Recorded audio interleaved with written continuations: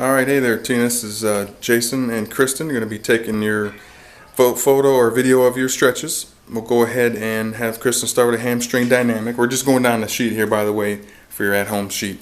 So she'll pop the leg up there. She's going to hook her right arm underneath the thigh, collapse the chest all the way down. Right arm only for me. Hook it underneath the thigh. And then you're going to rock back and forward, just moving maybe 8 inches to 12 inches, just a small motion back and forth there. And there you go, I might have to adjust the back leg. Each time you're moving, you are trying to lengthen the long position, the stretch position a little longer each time, trying to progress that length of hamstring. After 15 to 20 reps, this should definitely get a lot looser for you. Okay, good. Both sides there, a minute or two. And then the next is a standing thoracolumbar stretch over at the doorway. You're going to stand with the knee near the doorway, against the trim there, keep it bent a little bit, back leg back farther and in a little bit toward the other one. And you're going to reach back to the opposite door frame with your hand and get a nice stretch through the back. Now you should have a narrower door than this one, so it'll be more comfortable. And if you need to increase the stretch, you actually put your foot, you angle your feet more, a little bit more to the left. Keep angling your feet and tuck that left foot behind you more, Kristen. There you go. Then you would twist away like that. Very good. Going to the next one, glute prone. You're going to be down to the mat here. All fours, also called the pigeon, modified pigeon from yoga. You're going to cross one leg over the other. You're going to sit the hips back, extending in this case, the right leg to stretch the left glute. And you can't see it real well, but her left knee, the target leg, is toward the center of her chest. That's very important. And the hips are level, kind of like level as if there was a table there. That's very important to keep it square and level. You can also put your arms straight out in front if you'd like, and collapse down all the way. Okay, very good. Moving to the next one, it is a hip flexor. We're going to have her move the mat up toward the post here. She has to hold on to something, so we're going to have her move the mat there, fold it up a little bit. Going to kneel, and let's back it up just a little bit for me, Kristen, there. Okay, you're going to kneel there, one leg up in front. You're going to grab with in this case, we're going to grab with the left arm on the post. And the first stretch you're going to do, you're going to push your hips forward and try to torque or tuck under the hip. So it's a little tricky. So go ahead and show Kristen tucking the hip under and go back where you were from.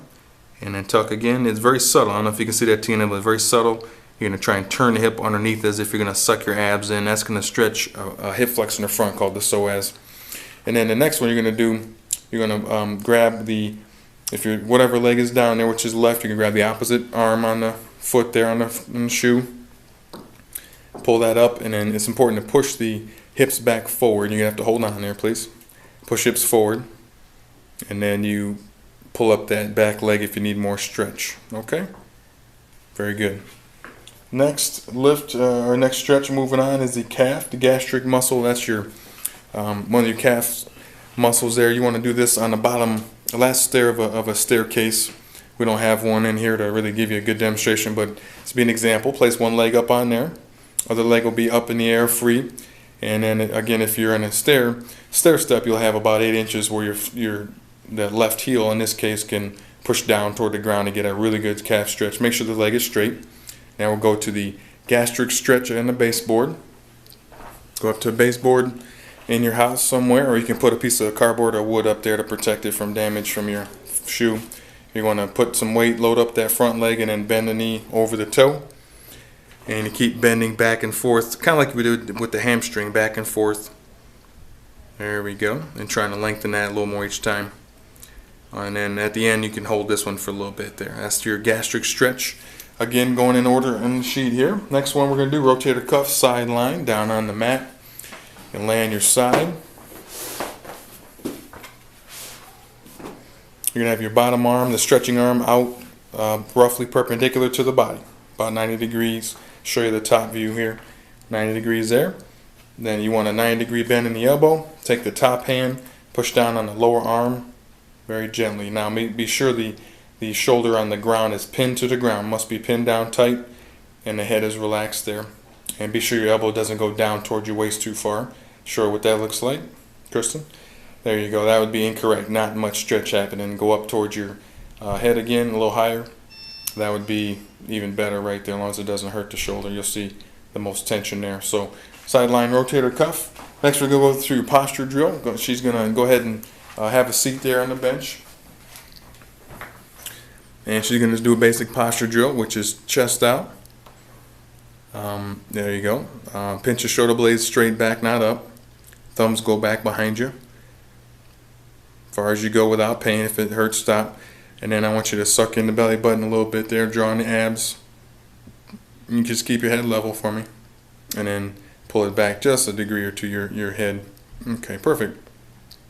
There's your posture drill. 30 seconds, several times a day, every day. And definitely very, very important. You can do it standing, seated, in a car, anywhere you're at, movie theater. Make sure you do your posture drill a lot. We're going to go now to spinal restoration on the mat. We're going to have her face up. And I would normally have a foam roller here. Don't have one at this time, but as we talk, put your bottom of your foam roller will be at the roughly at the bra strap, no lower than that though. And then the rest of it goes along the body, and excess goes above the head. All right, you're gonna have the feet bent up like so, arms extended out to your sides, and you should get a nice pull across the chest. If not, raise your arms a little bit more toward the head, but always keep mine relaxed on the floor. This is a 5-minute hold, because you really have to just put some time into it. This is passive, so you just sit there and relax. All right, next one. From there, instead of the foam being parallel to the spine, it'll be perpendicular. You put the foam, start about right there. You're going to work from here and pick different spots going up the back. And you're going to put the arms behind the head to support the head. You're going to do some mini crunches back and forth. That's good. Just really tiny ones, exaggerating the arch in the back on the way down. So when you go down, exaggerate the arch back like that. Exactly. Okay, and you just do that at about 5 times at each location. You're just trying to now get that individual vertebrae and ligaments to move at that section of the spine. All right, very good. Then these are in order. So the first one is crucifix. This is a basically a thoracic hyperextension with the foam. The third one is on all fours. It is called the elbow tuck and reach. Reach behind the neck there. Gonna use the elbow and twist and reach up to the ceiling, turning, looking at the head, chest out as well. Very important, the chest must go out with this. And then when you go down, you'll tuck the elbow underneath the opposite arm and round the back. So you want rounding and twisting, and then lift and do another one. And now here you've got arching and twisting. They're totally opposite. Very important you do both. The idea is to get to 90 degrees of separation from hip to shoulder. So I'll show you what that would be. Kristen's getting to about pretty good, almost 90 there. That's pretty good. Make sure you don't have any pain. If you do in the back, you stop, of course. Very good. That's the 3 spinal restoration movements there. We're going to do one more, and that is the hip tilt. So I'm going to have Kristen come up and step up on that white bar right here. One leg up on the bar. You're going to grab something to hold on to, and this can be any object in your house, a brick, a piece of wood, stair, column, whatever. Okay, she's gonna sag the hip down and back up. Okay, so watch the hip go up, and it's gonna go down. Very good. Keep working on that, up and down there. Just very focused on the pelvis only moving, not the whole rib cage and everything else.